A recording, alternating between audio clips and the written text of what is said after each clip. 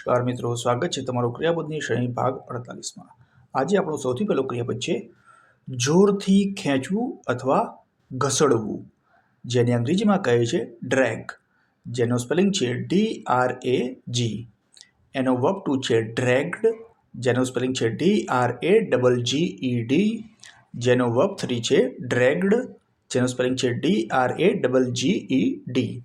આપણો પછીનો ક્રિયાપદ છે નાટકનું સ્વરૂપ આપવું, જેને અંગ્રેજીમાં કહે છે ડ્રામેટાઇઝ, જેનો સ્પેલિંગ છે DRAMATIZE। એનો વર્બ ટુ છે ડ્રામેટાઇઝડ, જેનો સ્પેલિંગ છે DRAMATIZED।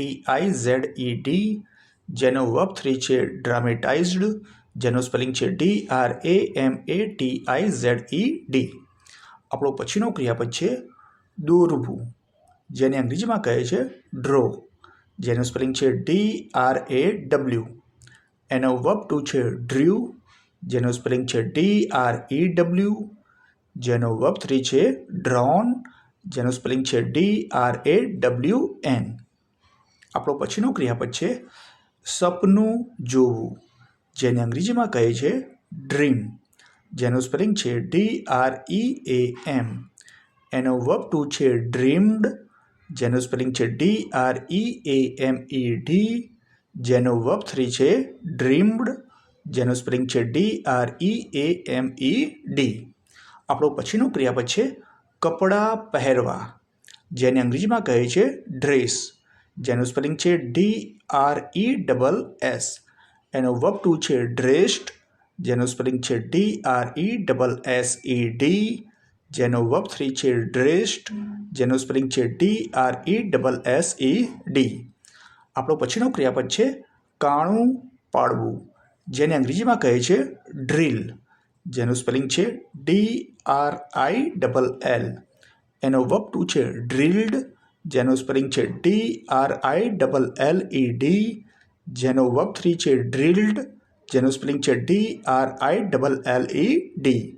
આપણો પછીનો ક્રિયાપદ છે પીવું, જેને અંગ્રેજીમાં કહે છે ડ્રિંક, જેનું સ્પેલિંગ છે DRINK। એનો વર્બ ટુ છે ડ્રેન્ક, જેનું સ્પેલિંગ છે DRANK।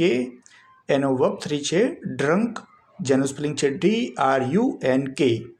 આપણો પછીનો ક્રિયાપદ છે ચલાવવું, વાહન ચલાવવું અથવા વાહન હાંકવું। આ મોટાભાગે 3 વ્હીલર કે 4 વ્હીલર જેવા સાધનો ચલાવવા માટે વપરાય છે, જેને અંગ્રેજીમાં કહે છે ડ્રાઈવ, જેનું સ્પેલિંગ છે DRIVE। એનો વર્બ ટુ છે ડ્રોવ, જેનું સ્પેલિંગ છે DROVE। એનો વર્બ 3 છે ડ્રીવન, જેનું સ્પેલિંગ છે DRIVEN।